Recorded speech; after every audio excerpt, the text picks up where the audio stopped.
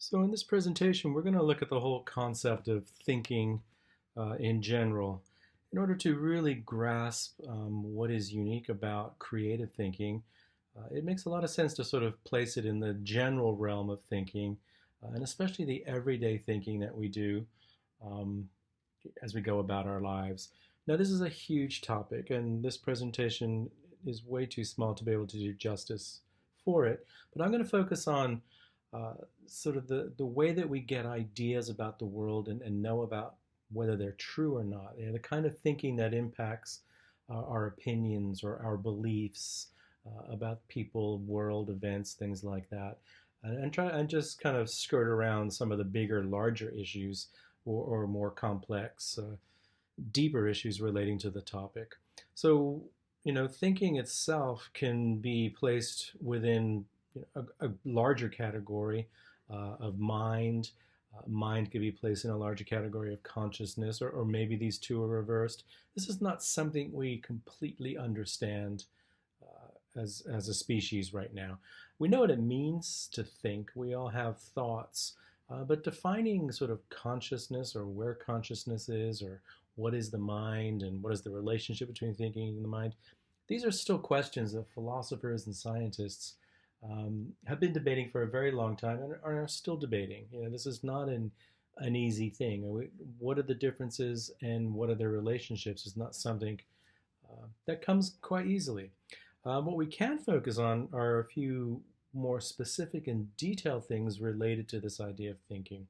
And so you might often come across words like this related to the process of thinking, or information, data, knowledge, understanding. All of these things are connected, appear somewhat related. Sometimes teasing out that relationship could be confusing because it's not always clear cut. There's a lot of overlap, and what people mean by these terms can vary from person to person. But I'm just going to lay out one schematic, one way of thinking about that. And that is this kind of pattern where data leads to information about things. Information leads to knowledge, to understanding, and eventually wisdom. This is just one way of laying it out and thinking about it. And so, by way of example, let's look at data. So, data might be, for instance, something like the eye detecting long wave light in the shape of a circle. So, light that has long wavelengths, and it's being detected by the eye, and its shape is a circle. So, this could be called data. This is just raw data. That data uh, then gets constructed into something we call information. And that information might be, I see a traffic light. Okay, so now that data makes sense. I'm informed by that data. What do I see? What is this red wavelength of light? Well, it's a traffic light. And that traffic light, that information, um, leads to the knowledge that the light is signaling for me to stop. All right, so I know what that light means. Okay, it means stop. And I understand why that light is there because it's part of a larger set of traffic signaling devices and rules that ensure that we as a species driving around can do so in an orderly and a safe way. So I understand, I know what I'm looking at, that I've got the information. And then hopefully all of that leads to some degree of wisdom, which might be framed something like this. Running through the traffic light might be dangerous, and I also might get a ticket. All right, so that's one way that we can kind of pull all this stuff together. But then there are other terms which pop up related to this. So intelligence, which is something we'll deal with in another presentation. But our opinions, our beliefs, the things that we know about the everyday world. So this is what we're going to focus on in this presentation. Um, Beginning with the question, what do you know? What are the kinds of things that you know about the world? And how do you know that? How do you know that you know, and where do you get that knowledge from? These are, again, big questions, and we don't need to spend time sort of teasing them out. What I want to kind of narrow down on a little bit is, how do we come to know things? Where do we get our ideas from? The things that you have in your head about the world, about yourself, about people. How did you get that information, that knowledge, that wisdom, that understanding? Okay. There are basically three main areas. Experience. We experience the world in a particular way, which is very unique and specific to ourselves. Information, stuff we get from other people, ideas, knowledge, data, whatever, stuff we receive. Now, experience and information obviously overlap because I can have experiences that aren't mine by virtue of, say, for instance, being immersed in a novel or a movie where I start to see and feel and think about the world through the eyes and the experience of other people. So information and experience, two main sources, and then reasoning. We can think about the things that we think, and we can realize that there are conclusions we can come to, conclusions that are good conclusions or conclusions that are bad conclusions. So by virtue of just thinking about things, I can actually get ideas about the world and what's happening. But the important question is, how do we know that what we know is correct, that it's not an illusion, that it's not a trick, or that it's completely wrong or illusory? So how do we do this? Well, there are two main ways in which we tend to think about things. Well, there's actually many. You'll see what I mean in a minute. But if we're trying to think about how do we know something is true, how do we come to conclusions about the world, there are, generally speaking, two ways of doing this. One is to reason correctly, which is often referred to as deduction. And here the word reason is being used very specifically as a kind of logical, structural reasoning. And the other thing is we can make reasonable inferences about the world. We can draw conclusions about the world that seem to be somewhat reasonable. They might not be mathematically logical in the sense that deductive reasoning can be, but they serve us well. They get us by. And so these two groups, often referred to as deductive and inductive, or to deduce and infer, or formal reasoning and informal reasoning, are the kinds of things you might come up across in a sort of introduction to critical thinking logic class. The two main classes of how we go about trying to figure out what we know is correct and try to form ideas about the world that are reasonably correct. One of the big differences between the two is deductive reasoning tends to lead to conclusions that are fairly certain. They're right by virtue of the structure of the argument, and that's something I'll come to in a minute.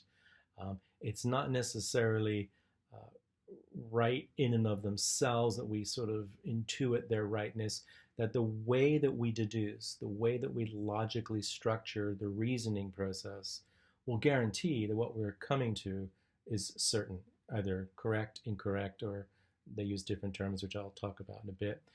Inductive reasoning, on the other hand, lacks certainty. It's more about probability. It seems like chances are this is more correct than that. All right. Now we'll find when we look at the way we go about the world, most of our thinking is inductive. In fact, 99% of it is. There's very little, unless we're working in certain professions, maybe mathematics, computer programming, things like that, where we're dealing with deductive reasoning. We go about our daily lives largely immersed in probability thinking or probabilistic thinking. So I'm going to start with deductive reasoning. It's got certain qualities. It's very abstract, doesn't always necessarily pertain to real situations of real people and things. And that's largely because it's not concerned so much about that. It's concerned about the structure of the argument, the way things are laid out. And mathematics is a good example. All right. It's sometimes referred to as symbolic logic. And like I said, it's not something we encounter, generally speaking, in everyday life. All right. One of the qualities of deductive reasoning is that it starts from premises, ideas, assumptions, basic assertions, propositions about the world that are very general and broad, and through the process of deduction comes to conclusions that are very, very specific, using a particular structure known as a logical deductive reasoning structure. So, for example, Here's a typical deductive reasoning argument. Here's two premises and a conclusion. So if you owned a hotel in Hawaii, if I owned it, I would be wealthy. If that was a premise, that was a statement of uh, the way things are in this realm, and you did actually own a hotel in Hawaii, then therefore I must be wealthy. The question is this a true argument? So take a minute to think about it. And if you have, if you haven't, you can stop and keep thinking and turn the video back on. But if you have, you'll find that the answer is true. Yeah. And it's not possible for me to own a hotel in Hawaii and not be wealthy, because this premise, this state of affairs, if it exists, ensures that this conclusion has to be correct. So it has nothing to do with the reality of me being wealthy. It's saying if these situations do in fact hold, then this is the conclusion. And so it's a logical structure that takes me through, and the idea that I must be wealthy is beyond dispute. Now, in this kind of logic, the words true and false are not used. Your argument is either valid or invalid. And valid means it follows this structure, or invalid meaning the structure doesn't hold, it doesn't work. If it happens to be valid and these happen to be true, then we refer to it as sound. So there's a valid argument and a sound argument. How about this one? If I owned a hotel in Hawaii, I'd be wealthy. I am wealthy, therefore I own a hotel. Therefore, I own a hotel in Hawaii. Is this true? If you think about it, the answer has to be, the answer has to be invalid. Why? Because it's saying if I have a hotel, I'll be wealthy. But then it's not talking about the hotel, it's talking about being wealthy. There are more than many ways, to be wealthy. So if you are a wealthy person, it does not necessarily follow that you own a hotel in Hawaii. Okay, so you're with me here? So this is an invalid structure. All right. You might be wealthy and you might own a hotel in Hawaii, but the argument that says, therefore, if this is true, premise one, and premise two is true, therefore the conclusion is true, does not follow. It is not a natural consequence of the premises that we're looking at. Similarly, how about this one? Is this a valid argument? Well, the answer is yes. If the premises are true, then the conclusion necessarily follows. Okay? And this says all people do like it. Now, the reality is this is not true. And how do we know that? Well, we know it from experience. But even if we didn't, even if every Russian person we met or heard about or read about liked vodka, the idea that all people would like the same thing, if you think about it deductively and logically, doesn't make sense. Okay? So, this kind of argument does not follow. All right? How about this one?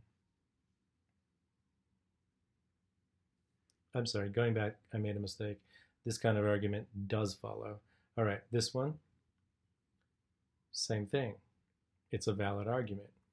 Now, it's not true, so it's not sound, because my sister is not a unicorn, but if she was a unicorn, she would fly. And also, apparently, so far as we know, unicorns don't exist, and we don't know that all unicorns fly. So the premises are questionable as to whether they are true, but the structure of the argument is not in doubt. Now, this kind of thinking is endlessly fascinating, because these arguments can seem to be true or false regardless of whether they're valid or sound. So it's very easy to be tricked into thinking that something sounds logical when in fact it's not. And part of that is we just draw wrong conclusions from information. So let's have a look at this. Consider these facts. I'm not going to read them out to you. Okay.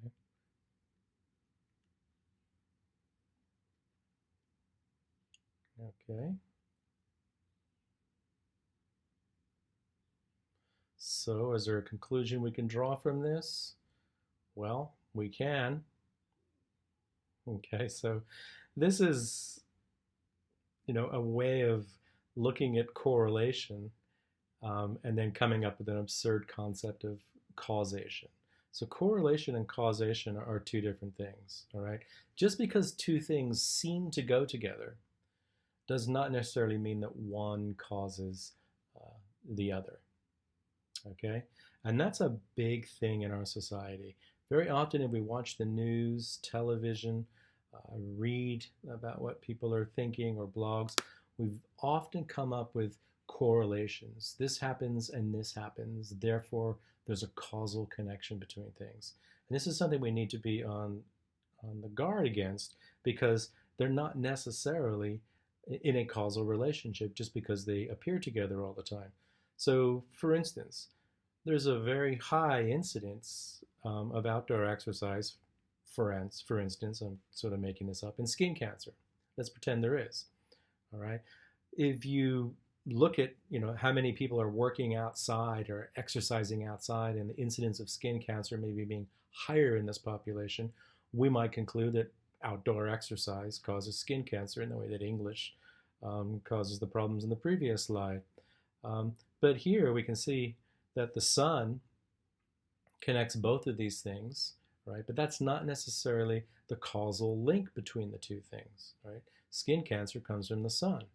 Outdoor exercise has the sun involved, we hope, depending on where you live. But though these are all connected, it doesn't necessarily follow that these things are connected.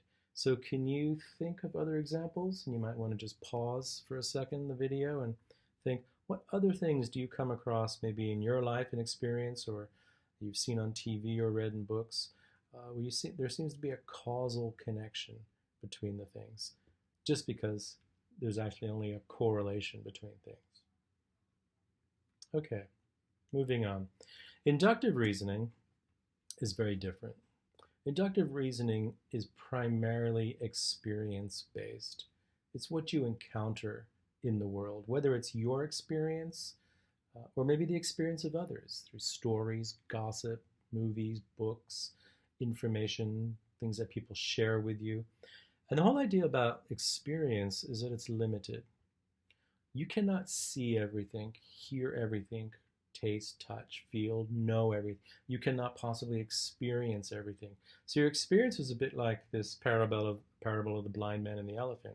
It's always partial. We've talked about this previously, looking at the unit on perception. So you're always going to just get a piece of reality.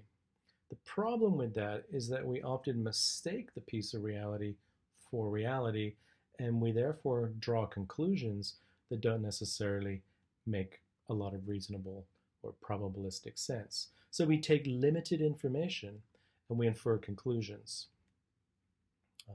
This is the character of our everyday thinking. This is what we do most, if not all the time, okay?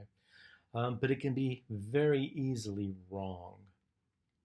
So for instance, an example might be, well, every time I take my car to the mechanic, I've been ripped off, right? And this happens time and time and time and time again.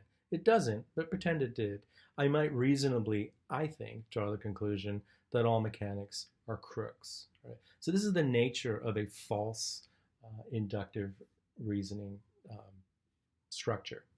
We take something very specific that we've experienced or that we've heard about, and we draw these general conclusions.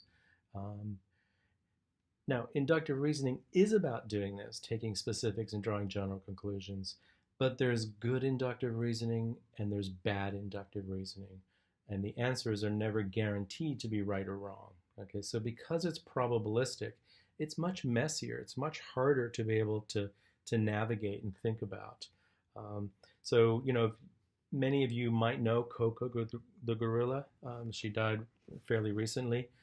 She was famous for being able to communicate through sign language. I don't know the number of words she knew or the number of phrases she knew.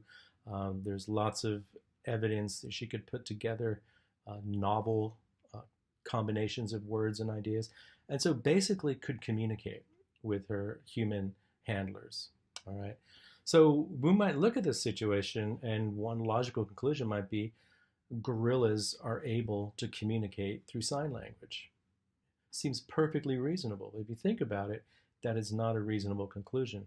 What can we conclude from this state of affairs? The only thing we can conclude is Coco can communicate in sign language, right? Not that gorillas can. We can't make that leap beyond, all right? Now, what informs our inductive reasoning very, very strongly is something called cognitive bias. And there's many types of cognitive bias. One of them is confirmation bias.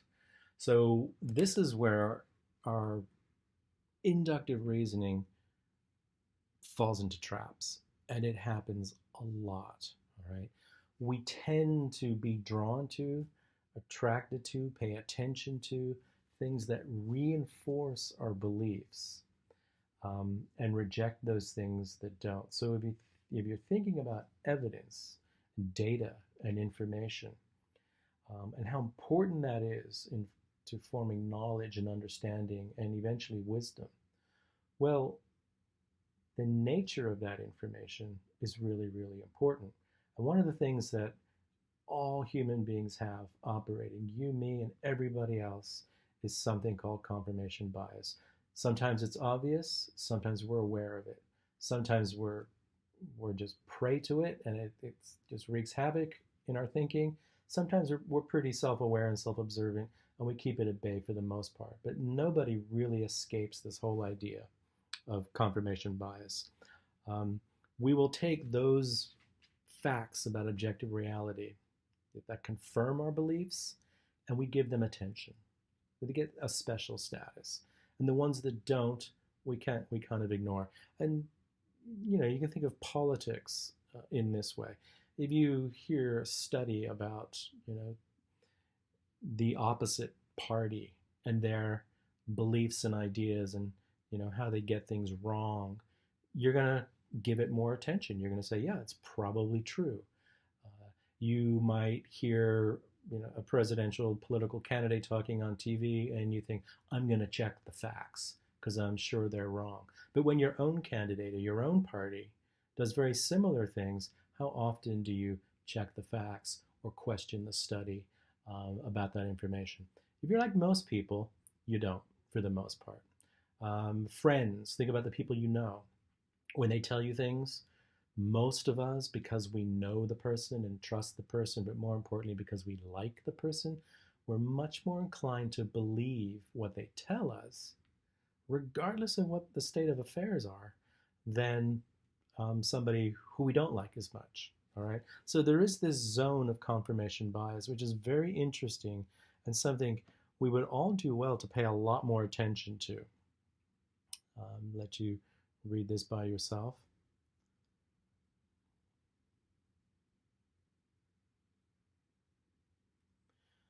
So yeah, he raises a very good question. What is the good of that? It's not very good. But the good of that is that it makes us feel good. This is an important part of human psychology, and why reason and rationality often is trumped by human psychology. All right? Human psychology is what really is running the show here, not our ability to rationalize about the facts. So one of the biggest sources of confirmation bias are our news and media outlets. Well, generally where we get our information from. And increasingly, it's coming from narrower and narrower sources. And what I mean by that is the existence of, let's say, the news. In the 1970s, there were 3 or 4 main news channels, and they basically, for the most part, did not take an opinion on the news. They presented the facts. So everybody kind of watched the same news living in America. Now we have so many different kinds of news channels and sources of information and sources of news, and they're all competing for your attention as private companies. So what they're going to do is they're going to market their information to you. And so, people at Fox News get a very particularly selected version of the news.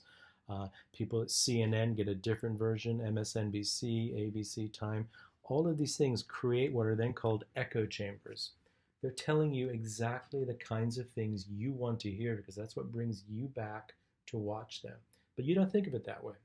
You think what they're telling you is the truth, and what everybody else is telling other people are lies. So that's the main way in which confirmation bias operates in our everyday dealings with the world and with people. Um, Confirmation bias is a type of motivated reasoning, or rather, it feeds into it. All of these things are just overlap. They're very complex, and we don't need to get into the philosophical debates about how exactly they interconnect or don't interconnect. But it moves into this whole idea that if you really think about how we think about things, how we reason about things and come to conclusions, for most of us, this is the pattern. We feel first, we reason later. A reasonable approach would be the other way around. You get your reasons, your information, your data, and you form your beliefs after the fact. But study after study after study have demonstrated that it's actually this way around. We have a given set of biases towards the world in terms of how we think about things. Again, this goes back to the discussion on perception and our box and filters and lenses. And we are programmed to want to see and feel about the world in a particular way. And we will find reasons to support that, and we will ignore or discredit reasons that question that. And so this is one general category of many, many kinds of errors that our reasoning falls victim to. And these things have been analyzed and named and discussed, all over philosophy books and classes. But you can go onto the internet and just find tons and tons and tons of this stuff, all the different biases and things that are tripping up our thinking. So it's really well worth getting a little bit more involved in this and thinking about how our thinking is not what we think it is. It is not objective. It is not clear. It is not reasonable. It is not logical. It's motivated by how we feel about things. And we're very, very selective, even though we're not conscious of it, of the kinds of information we will let in and the kinds of information we will just simply ignore. So look at this picture, for instance. Just take a minute, maybe pause the video, and think to yourself, what feelings does it evoke in you? What are you getting from this picture? All right. So for most people, the response would be, this looks really sad. This young child already into technology and touchscreens and all of these things, just another kind of indication of the demise of humanity. But what if I told you this was a child who was born deaf, and this is a hearing program that's training her auditory system to hear and to learn? Okay, so both of those things could be true. But what most people do is they attribute an interpretation to events that they have no idea about. Okay, it's known as a false attribution error, and we all are victim to this. All right, we look at things, we put them together, we see the context, we bring in our experience, and we attribute something to the situation, which we really don't have any idea in terms of what's actually going on. Or how about this one? Here's a little riddle for you. Okay, so a bat and a ball, if they cost $1.10 and the bat's $1 more than the ball, how much more does the ball cost? All right, so think about that for a second, and then answer yourself, and then go to the next slide. Okay, sorry, I got ahead of myself there. So the answer, okay, if the bat is $1 more than the ball, then the bat has to be $1.05. Okay, which means the ball is 5 cents, which gives us $1.10. Most people will say, oh, it's $1, so therefore the ball costs 10 cents. No, the ball only costs 5 cents. But we make this because it's a very quick way of thinking. Similar to this, if 5 machines can make 5 tires in 5 minutes, how long will it take 100 machines to make 100 tires? Is it 100 minutes or is it 5 minutes? And the answer is 5, okay, not 100. If you got both of those wrong or one of them wrong, it's because you were thinking very quickly. All right. Um, and that's not unusual. We've seen in again in the perception talk how our brain abhors uncertainty and very quickly will come to conclusions about situations.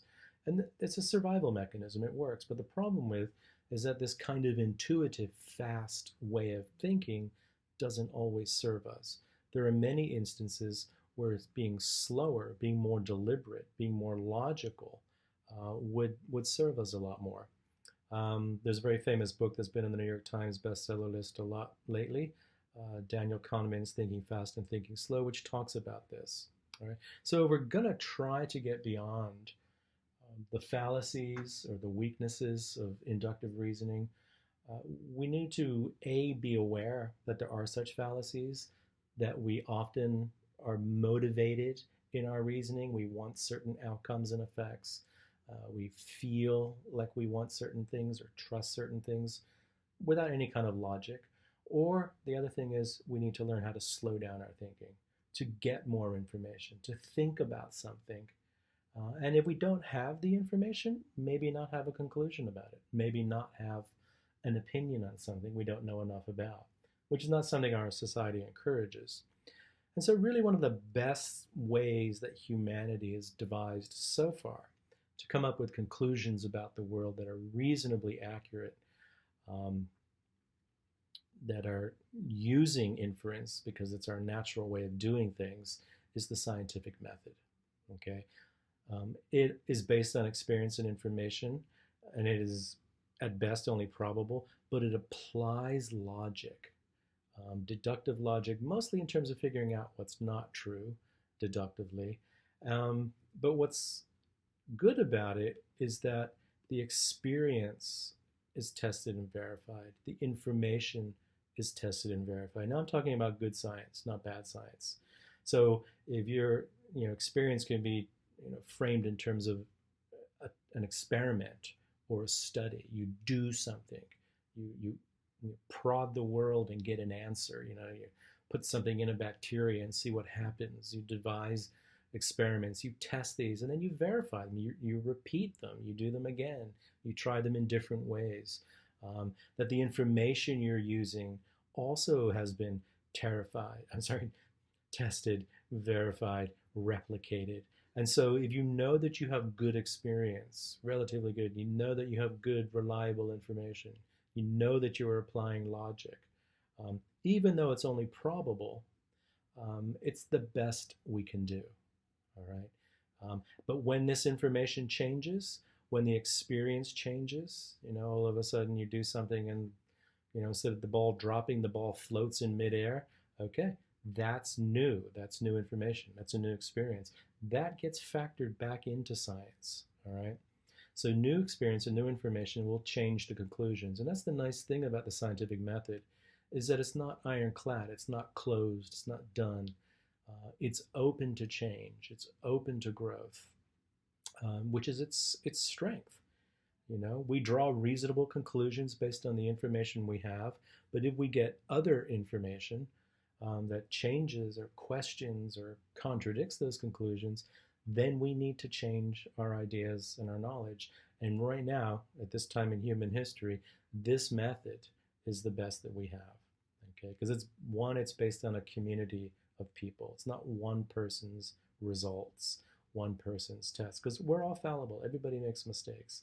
But if you have hundreds or thousands or tens of thousands of people doing similar research over time, and you're getting similar results, you can pretty highly be confident, have a high degree of confidence that you're probably more correct rather than less correct. All right, so this is wrapping up the section on kind of everyday thinking, and then part two we'll be looking at intelligence, and in particular intelligence and its relation to creativity.